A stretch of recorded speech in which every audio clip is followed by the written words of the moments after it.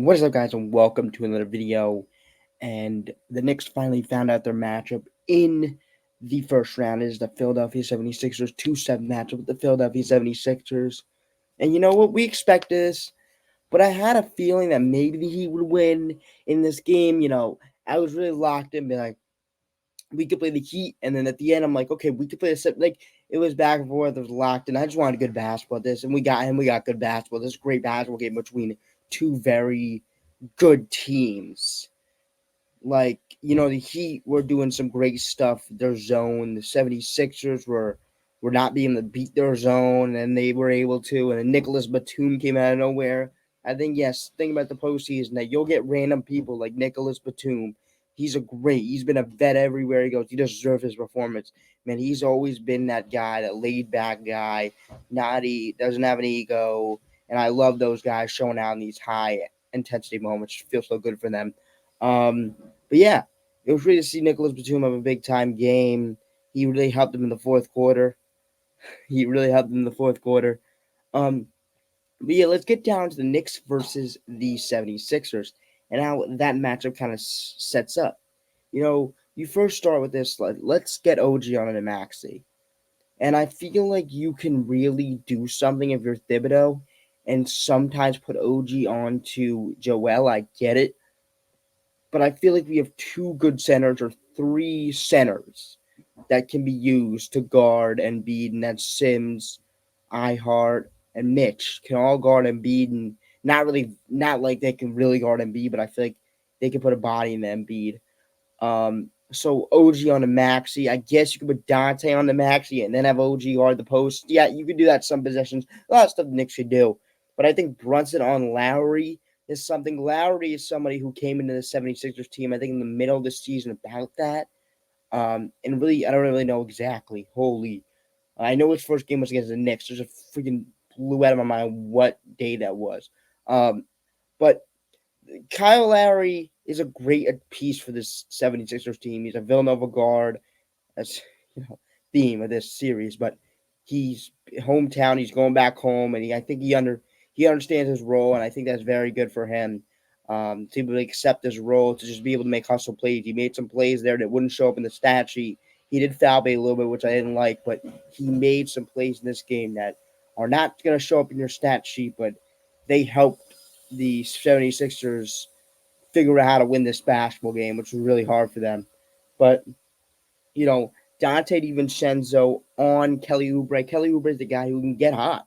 He's my one of these X factors who can get hot. Like, Joel and Mash to do their thing if they can. But Kelly Oubre, man, you need to stick a good defender on him, and I think Don DiVincenzo's that. DiVincenzo, I don't know, height disadvantages, I have no clue, and they have this little back and forth going, so that'd be great, having DiVincenzo guard Kelly Oubre, but, Kelly Oubre can get his buckets, and he's showed he can get his buckets. I don't understand how he signed for a vet minimum, but hey, he did. And they only reap benefits from it.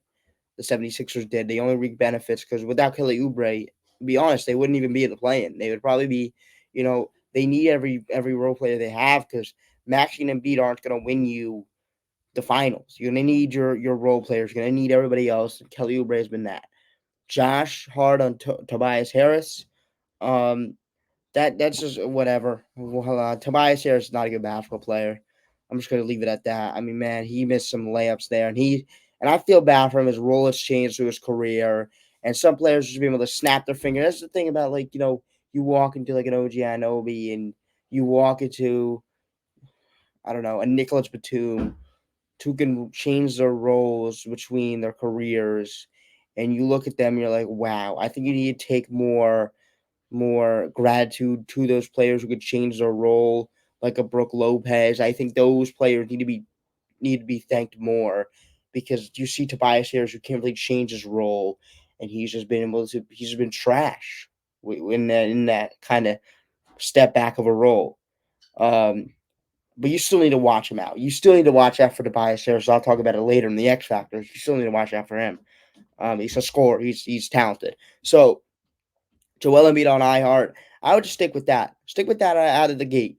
Game one, we could just put we could just put Isaiah Hartenstein on to Joel Embiid. Just stick with that. Stick with that. Don't need to go crazy. 76ers are not a real 7 seed, and I said this every single time. They had 2 more games or 1 more game. I don't really know how it works. They would be a freaking 6 seed. They would not be in the play-in.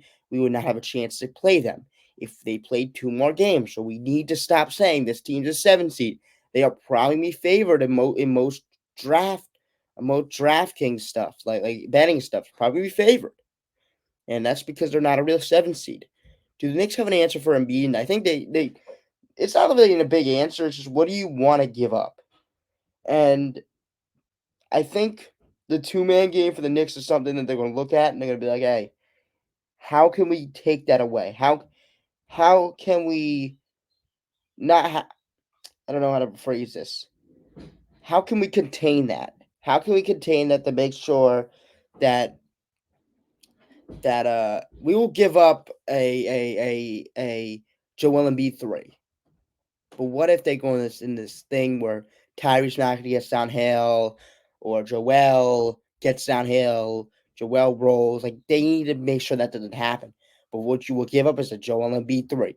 What you will give up is a Tyrese Maxey ISO. What you will give up is a Kyle Lowry ISO. That's the Tobias Harris. You will give those up.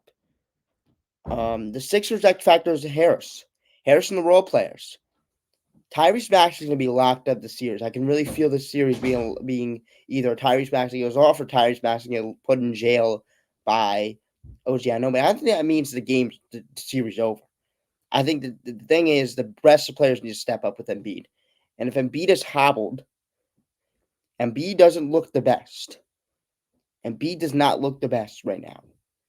So if the Knicks can take advantage of him up and down the floor and can take advantage of him on the glass, that'd be a great thing for the Knicks to take advantage of Joel Embiid on the glass. And if there's any team that can do that, it'd be the Knicks. Joel Embiid is not going to win the series. Point blank simple. Him having 30 a game is not going to win the series. They don't have enough. If you're going to have Joel have 30 and everybody else going to be, you don't have enough. So everybody else for the 76ers team needs to step up. And what the Knicks need to do is they need to take everybody else out. They need to make sure that Kelly Oubre doesn't get hot, that Tobias Harris doesn't get going, that Maxey can OG can contain Maxey, and that's the stuff that's going to happen. And Joel Embiid will not win this series for the Philadelphia 76ers. He will not. And if you come back to this video, Joel has 50 in the game 7 and they win.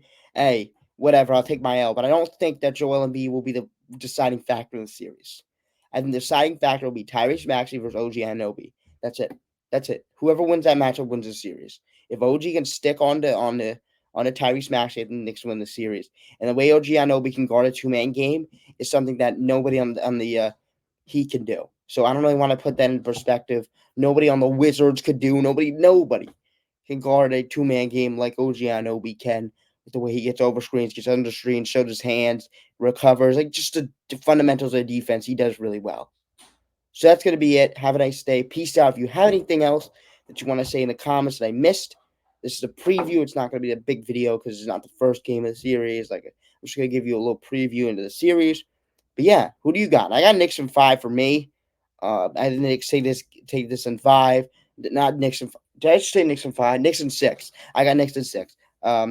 Because I just don't think that Embiid is fast enough or has enough left in the tank to rebound against the Knicks. I just don't think. I think we'll just beat them on the defensive glass, in the offensive glass, and we'll outrun them.